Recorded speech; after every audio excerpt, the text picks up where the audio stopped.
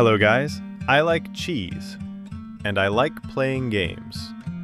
I am archiving myself, playing these story-driven games as an additional motivation since I always skip and save them for quote-unquote other days, whatever reason I come up with just to not play them. Also because I've been a sucker for live service games for so long that I didn't have the time to play all these great games through the years. Final Fantasy VII. I don't know where to start. I now know why this game is being praised.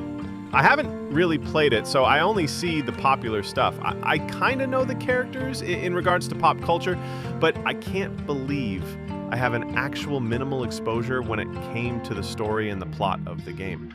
I also didn't expect the materia system to be that intuitive and vast. This summary might be long or short depending on what I remembered when playing, since I forgot to take notes most of the time while playing. Also, before everything else, I am going to say I kind of look and checked the systems, equipment, side stuff in the internet, almost anything that doesn't have to do with the plot/story. I didn't go blind, but my thinking was rather, I want to see everything this game had to offer without missing anything. With the gold saucer, breeding, Fort Condor, etc. I would like to experience. That was my goal going into this. It's definitely an old classic, so I kind of want to not miss anything on my first playthrough. With that out of the way, let's get into it by starting with the story. The plot and story of FF7 is something I thought I've known, but realized I have a very shallow understanding of it. I know Aerith dies, I know Sephiroth is the big bad, but I never known how it was all connected or progressed. I expected it to stay mostly on the urban theme with cities like Midgar, since that's what I've seen, mostly on clips and images on the internet. That's my expectation since the first part of the game, you're only inside the city of Midgar. I was kind of feeling a bit mid about the story at the start, since it was a rebellion or a resistance just gonna go against the big bad corporation, which is kind of cliche. So I was kind of feeling bad about it. My realization when I went out of Midgar was pretty unexpected. I then looked forward to actually exploring and discovering the world and the various things to do with it. The plot then switched to ancients and the world, aliens and stuff. It became very deep and kind of convoluted. Every character's backstory seemed fine. Cloud's was particularly memorable, him being brainwashed and experimented, and then that reveal of having Zack's memory/thoughts getting mixed up with him. Damn. I know there was a game about Zack's time, and I kind of want to play it now. Anyways, I've always known Cloud as an elite from Soldier or so, and then just realized he's playing for the wrong side, so he just switched. I didn't know about that whole convoluted mind of him. Also, regarding Aerith, I have been spoiled about her dying, so I kind of didn't want to invest and get into her, but I really didn't expect that moment to be so early into the game. She's a party member. I thought it was around the latter half or even at the last quarter of the story. People kind of oversold that moment, but I felt like you as a player shouldn't have been that connected yet with Aerith on a deeper level for that emotional moment. At least that's what I thought at that moment. Also, before I played the game, I already preferred Tifa as a pair with Cloud, and after playing the game with how the story progressed, it really felt like Tifa was the best choice romance-wise. The other characters I liked the most are the optional ones, Yuffie and Vincent, so I kind of hoped they are more intertwined with the story, Vincent being a part of the backstory of Sephiroth and the Doctors. I really liked Yuffie's bubbly personality, but Yuffie seems not really intertwined with the whole main story plot. I kind of hate the whole motivation of Barret and the Avalanche, him destroying a reactor that many people depend on just to get revenge on an evil, bad corpo. It's the wrong way to do things, and I am kind of glad he brought it up around the end. Cid's also kind of an ass with him treating Shira, was it Shira, her assistant? Something like that. Cid's personality is bad, and the development about him realizing Shira was right about the malfunction, etc., was too sudden for him to immediately change. It felt like too abrupt, that's all.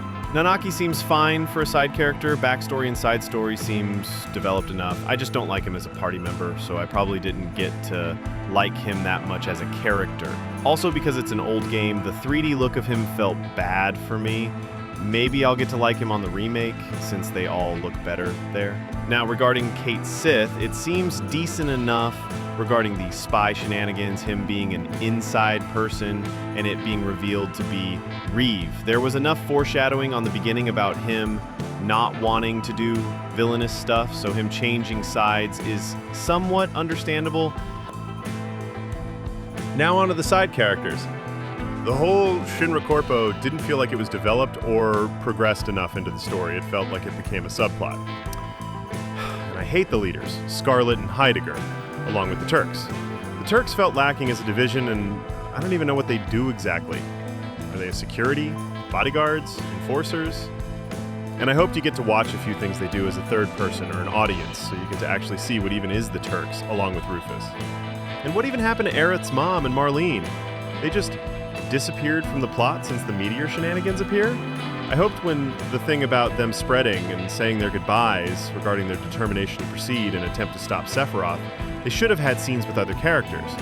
You only get a scene in dialogue between Tifa and Cloud. I was hoping, since it was a do-or-die moment, everyone gets to have their possible goodbyes and such.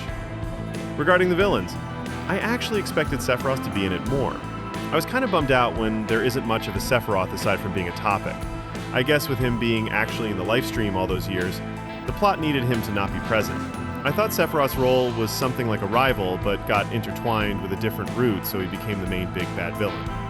Also, him at the final fight area, it felt severely lacking. Why are there no evil big bad monologues? It just felt bland. It was just straight into a battle. And the ending, it felt like open-ended and mysterious. Mysterious white light, and boom, it ended abrupt. No epilogues, no post-ending scenes, etc.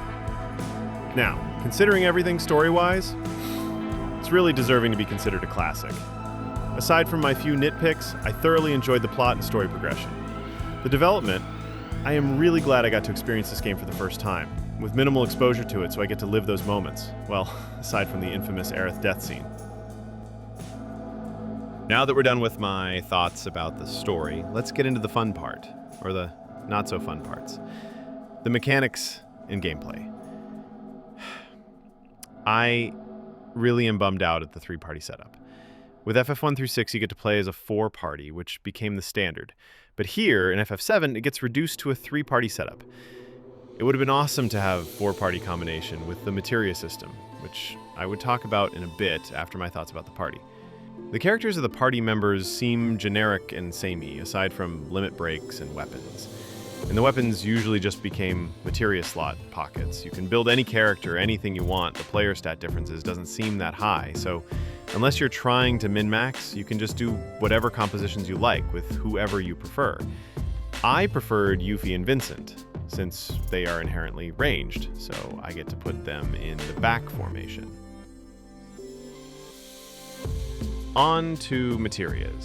At first, I was actually disappointed about the materia system replacement for the spells and skills.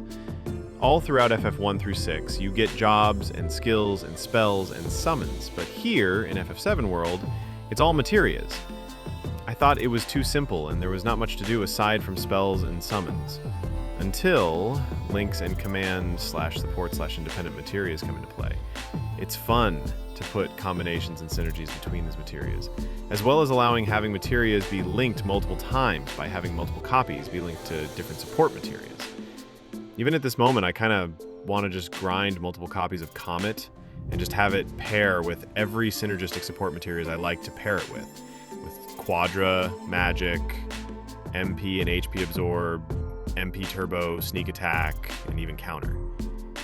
I just decided against it due to already having way too much time spent on FF7, and I want to move on. I still have a lot of Final Fantasy titles to go through. It's also the reason why I skipped on Ruby and Emerald weapons, as I've read they are quite bothersome to fight.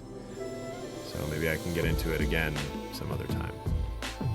The support materias hooked me so much on this system, and is one of the reasons I actually never felt bored playing, even with multiple sessions. The grinding on leveling up materia to make copies just hits the spot for me. I really like it. I just don't want to go so deep since I want to progress through different games for now.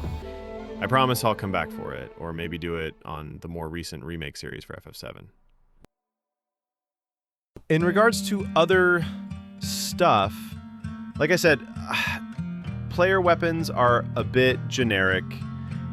Not much interesting thing about them aside from ultimate weapons having additional scaling, and limit breaks are too far and few in between that you don't really bother building and caring about it. One main factor I was really having mixed feelings are the mini games. I hate that there's too much, and some are even tied to the main story, so you cannot progress without doing it. I preferred puzzles over mini games, though I get that they probably put mini games because of the Gold Saucer area. I hated the Shinra March thing. I hated the motorcycle game while escaping Shinra, the squats at Wall Market, and even the huge materia sequences being locked on mini games. I am annoyed since they are crucial to the progression, but they lock it behind minigames and time crunches. If I didn't have infos about these stuff they rewarded with, I probably might have rage quitted or enjoyed it less.